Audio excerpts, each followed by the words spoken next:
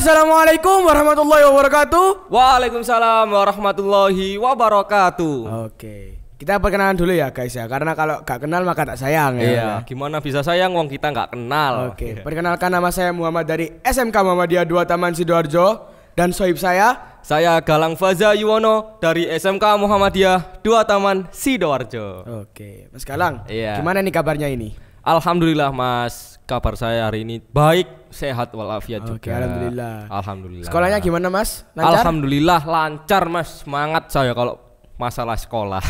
Gitu ya. Kalau Mas Muhammad sendiri gimana kabarnya? Alhamdulillah baik juga sama. Iya, sekolahnya? Alhamdulillah Mas, baik-baik aja. Cuman kan ada transisi ya Mas ya, dari SMP ke SMK ini. Dulu SMP cuma materi. Cuman sekarang sudah ada prakteknya. Iya, kalau dulu di SMP itu kita cuma di Materi kelas aja. ya kan, materi aja. Kalau kita sekarang sudah masuk SMK maka ada praktek-praktek baik di bengkel maupun di lab. Ya, itulah SMK Mas. Iya. Nah, sekarang kita mau bahas apa sih Mas di sini Mas? Iya, pemirsa. Sekarang kita ini bahas tentang The Rise of Muhammadiyah Millennial Future Leader. The Rise of Muhammadiyah Millennials Future Leaders. Future Leader. Nah, itu apa sih Mas? The Rise of Muhammadiyah Millennials Future Leaders itu. Mas? Iya. Kalau dari segi bahasanya itu saya kira bahasa Inggris. Ya iyalah Mas, bahasa Jawa. Iya. Millennial Future Leader, pemimpin masa depan yang milenial, Mas. Jadi pemimpin ya kan, pemimpin masa depan.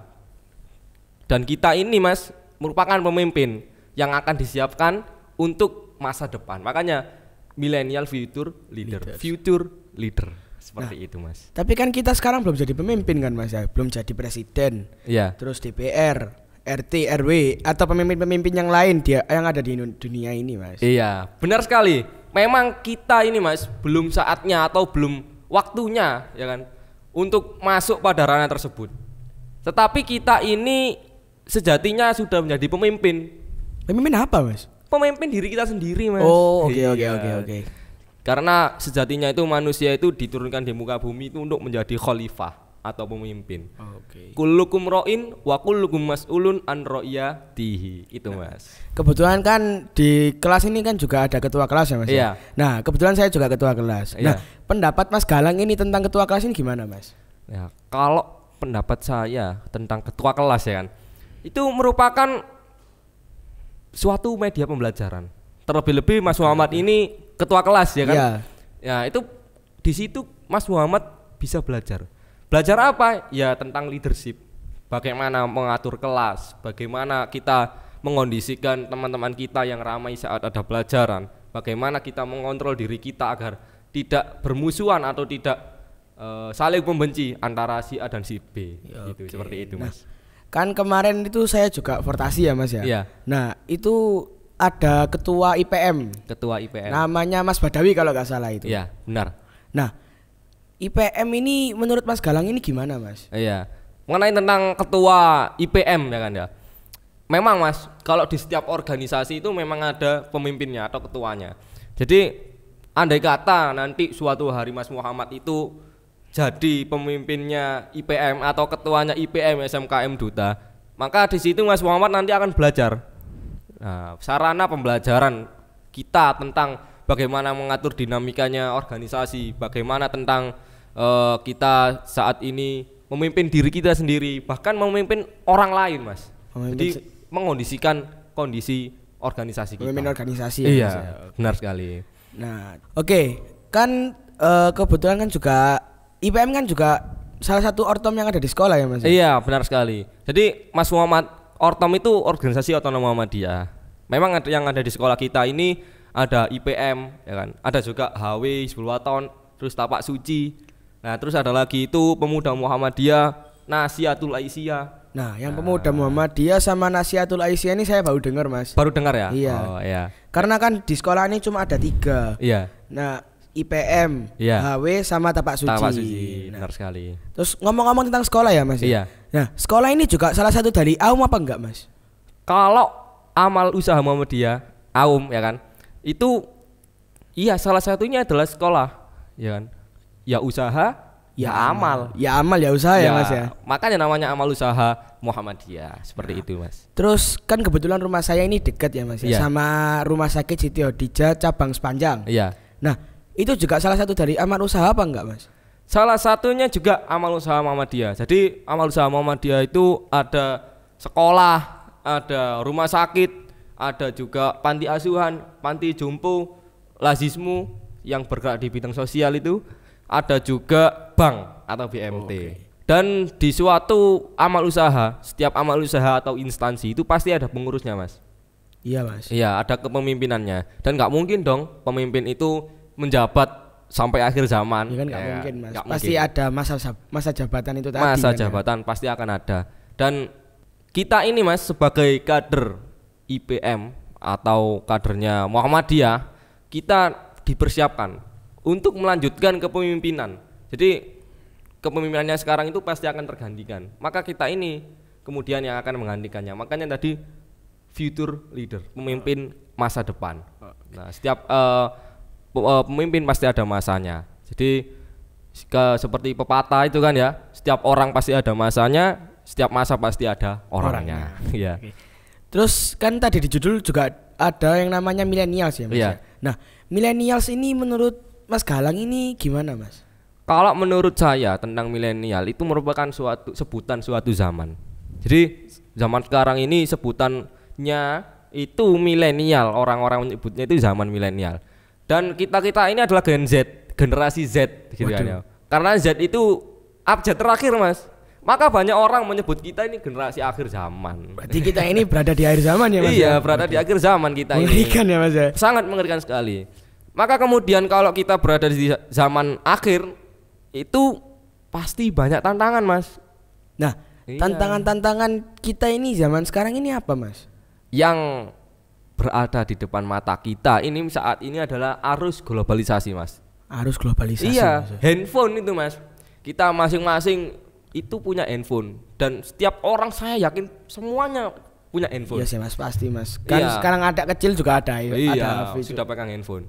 Dan di situ kita bisa menerima informasi apapun ya, kapanpun dan dimanapun kita berada bisa menerima informasi. Nah, karena gampangnya informasi yang masuk ya Mas, itu makin banyak informasi yang tidak benar atau hoax. Berita hoax ya Mas. Berita hoax. Banyak oknum-oknum yang menyebarkan berita-berita hoax tanpa adanya pertanggungjawaban atau informasi yang memang benar adanya saat itu. Nah, itu Mas. Kita juga sebagai kader Muhammadiyah harus memilah-milah ya Mas. Iya, mana berita yang benar, mana berita yang salah. Iya. Dan kita jangan menyebar berita-berita yang hoax ya Mas ya. Benar sekali. Karena kita ini punya prinsip fastabiqul khairat, berlomba-lomba dalam kebaikan, bukan dalam keburukan, ya kan. Maka jangan kita menyebar informasi yang tidak benar. Karena kita Muhammadiyah ya Mas ya. Karena kita kadernya Muhammadiyah. Seperti itu Mas. Terus kemarin kan saya lagi iseng-iseng scroll sosmed ya Mas ya. Iya. Nah, itu ada yang namanya bonus demografi Mas. Iya, Mas Muhammad tahu bonus demografi? Tahu, cuman kurang jelas aja sih Mas. Iya. Karena kan saya kurang suka literasi, jadi mungkin Mas Galang bisa menjelaskan dengan serinci-rincinya. Iya, saya juga nggak tahu serinci itu, cuma tahu gambarannya lah, sekedar tahu. Jadi bonus demografi itu banyaknya penduduk di suatu tempat. Maka banyaknya penduduk, maka juga banyaknya pekerja. Oke, iya. Banyak pekerja ya Mas. Jadi banyaknya pekerja, seperti itu. Berarti lebih ketat lagi Mas ya. Lebih ketat persaingan antar pekerja. Dan kemarin Mas Muhammad, saya itu juga mendengarkan berita bahwa nanti itu adanya tantangan yang bernama Pasar Bebas ASEAN. Pasar Bebas ASEAN ya Mas. Pasar Bebas ASEAN. Dan kita memprediksi tantangan-tantangan itu menurut informasi, menurut ilmu pengetahuan, bukan tentang kok kita meramal seperti dukun yang itu ya, bukan. Aduh, bukan Mas, bukan. Salah. Iya, benar sekali. Jadi Pasar Bebas ASEAN itu di mana perusahaan di setiap Asia Tenggara dalam kutip perusahaan asing ya Mas ya. Itu bisa masuk bebas di Indonesia. Wih, berarti bakal lebih ketat lagi ya Mas. Bakal lebih ketat lagi. Karena apa? Karena banyak perusahaan yang masuk, maka banyak perusahaan, banyaknya pekerja. Jadi saingan antara perusahaan dan pekerja itu makin banyak Mas. Oke, berarti bahkan lebih ketat lagi ya persaingan antar perusahaan atau pekerja ya Mas. Iya. Makanya di SMK kita saat ini menerapkan apa istilahnya ya? Budaya kerja.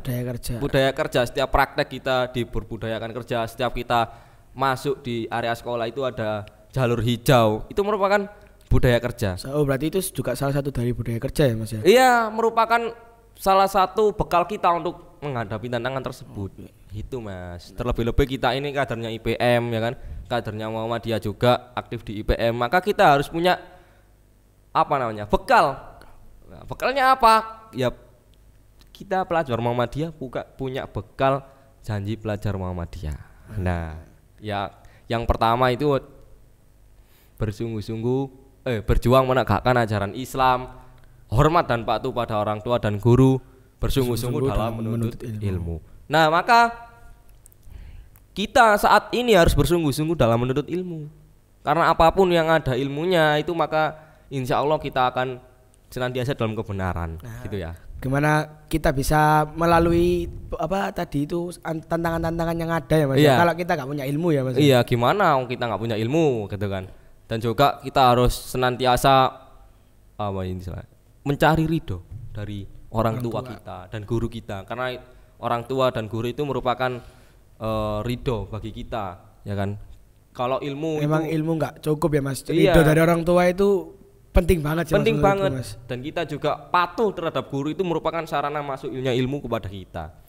Dan jangan lupa Mas, kita harus juga mempertebal iman kita, karena kalau kita imannya tidak tebal ya kan, kena gonjangan dikit langsung melewat gitu.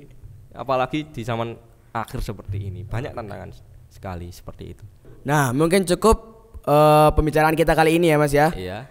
Mohon maaf jika ada salah kata atau perbuatan. Hidup sendirian tanpa kekasih. Cukup sekian dan terima kasih.